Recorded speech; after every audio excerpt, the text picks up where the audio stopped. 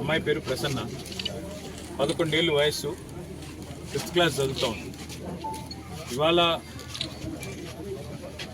క్షుద్ర రాజకీయాల వల్ల, చిల్లర రాజకీయాల వల్ల ఈ పాప తన తండ్రిని కోల్పోయింది. ఉద్దేశం ఏంది? ఎందుకు వాళ్ళ తండ్రి చనిపోయినారు? ఒక్కటే ఒక్క కారణం, ఏదన్నా చేసి రాజకీయ లబ్ధి పొందాలి, అవసరమైతే మనుషుల ప్రాణాలు తీసైనా సరే, చంపేసైనా సరే రాజకీయంగా బదనాం చేయాలి అనే ఒకే ఒక్క చిల్లర ప్రయత్న భాగంలో ఇవాళ వెంకటేశం గారు మన మధ్యన లేకుండా పోయినారు. వాళ్ళ భార్యని, వాళ్ళ తల్లిని, వాళ్ళ పాపని అనాథన చేసి ఇవాళ ఆయన పోయినాడు. నిజంగా రాష్ట్ర రాజకీయాల్లో 20 ఏళ్ళుగా నేను కూడా ఉన్నా.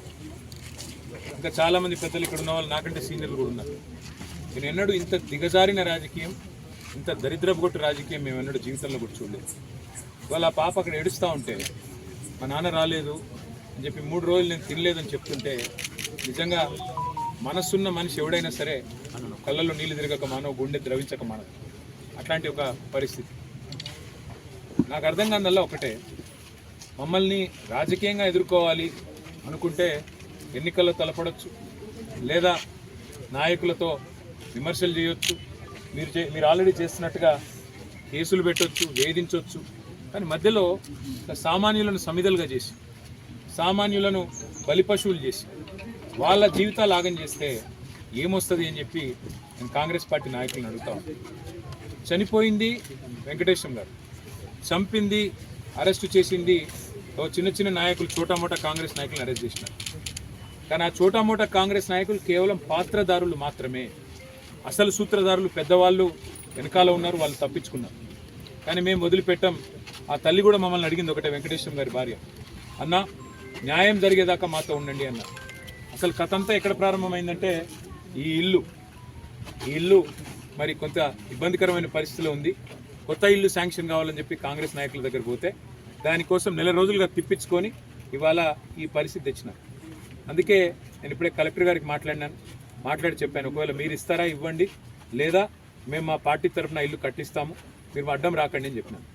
రెండవది, ఒక 3 లక్షల రూపాయలు ఆ పాప మరి పెరిగిన తర్వాత, ఇప్పుడు 11 ఏళ్ళ పాపకి, మేజర్ అయిన తర్వాత 18 ఏళ్ళ తర్వాత అది మెచ్యూర్ అయ్యేటట్టు ఒక 3 లక్షల రూపాయలు పాప పేరు మీద డిపాజిట్ కూడా చేశాం. దాంతోపాటు ఆ పాప చదువులకు ఆటంకం కలగకుండా, అమ్మాయి ఏ స్కూల్లో అయితే చదువుతుందో, ఇప్పుడు ప్రస్తుతం 5వ తరగతిలో ఉంది, ఆ స్కూల్ యొక్క కరెస్పాండెంట్తో కూడా నేను మాట్లాడాను. 10th వరకు మొత్తం అన్ని రకాలుగా ఎలాంటి ఫీజు కానీ ఇంకోటి కానీ లేకుండా నేను పర్సనల్గా బాధ్యత తీసుకుంటా అని చెప్పి, నా పాప తర్వాత ఏం చదువుకుంటా అన్నా కూడా నేను చదివిస్తా అని చెప్పి కూడా ఆ తల్లికి మాట ఇచ్చింది. అట్లాగే కొంత ఆర్థిక సాయం కూడా, వారికి తక్షణ ఆర్థిక సాయం కింద కూడా కొంత పార్టీ తరఫున చేయడం జరిగింది. కానీ బాధ అనిపిస్తూ ఉంది, ఇవాళ రాష్ట్రంలో ఎన్నడూ ఇలాంటి చిల్లర రాజకీయం, ఇంత చిచోర రాజకీయం మేము ఎన్నడూ చూడలేదు. సామాన్యుల్ని చంపేసి రాజకీయ లబ్ధి పొందాలని, చంపి ఆత్మహత్యగా చిత్రీకరించాలనే చిల్లర ప్రయత్నం ఏదైతే ఇక్కడ స్థానిక సిరిసిల్ల కాంగ్రెస్ నాయకత్వం చేసిందో, ఇది ఎన్నటికీ కూడా క్షమించరాని ఒక నేరం. ఎన్నడూ కూడా ఏ సభ్య సమాజంలో ఎవరు కూడా అసహించుకునే ఒక దుర్మార్గమైన పరిస్థితి. నేను అందుకే పోలీస్ అధికారులు కోరుతా ఉన్నా, న్యాయం చేయండి దయచేసి. ఇందులో రాజకీయాలు అవసరం లేదు.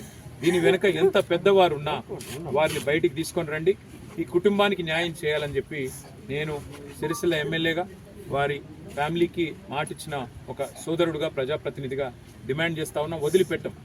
ఆ కుటుంబానికి న్యాయం జరిగేదాకా కుటుంబం వెంబడ ఉంటాం. ఆ పాప మళ్ళీ పెద్దగా అయ్యేదాకా కూడా నేను స్వయంగా అండగా ఉంటానని చెప్పి కూడా మాట ఇస్తూ, ఈ నేరం వెనుక, ఈ కుట్ర చేసిందెవరు, నేరం చేసిందెవరు, ఇవాళ కొంతమంది అందులో తప్పిస్తూ ఉన్నారు. 5గురిని అరెస్ట్ చేసినట్టు చేసి 2 మాత్రం ఇవాళ రిమాండ్కి పంపించి మిగతా 3 స్టేషన్ బెయిల్ ఇచ్చి తప్పించారు. మరి ఇంత ఘోరమైన క్రైమ్లో కూడా, ఒక మర్డర్లో కూడా ఇవాళ ఈ రకంగా మరి అధికారులు వారిని కాపాడే ప్రయత్నం చేస్తూ ఉన్నారంటే, దీని వెనుక పెద్దవారి ఒత్తిళ్లు ఖచ్చితంగా ఉన్నాయి. అవి బయటికి రావాల్సిందే. వారికి న్యాయం జరిగేదాకా వదిలిపెట్టము, తప్పకుండా వెంబడబడతామని చెప్పి మళ్ళొకసారి తెలియజేస్తూ, మీడియా కూడా మరి నిన్న మొన్న ఈ విషయం వెలుగులోకి తీసుకురావడంలో చాలా సహకరించింది, వాస్తవాలు బయట పెట్టడంలో సహకరించింది. మీడియా మిత్రులకు కూడా వారికి ధన్యవాదాలు తెలియజేస్తూ, ఆ కుటుంబానికి మేమందరం కూడా సమిష్టిగా అండగా ఉంటామని మరొకసారి తెలియజేస్తాం. Thank you.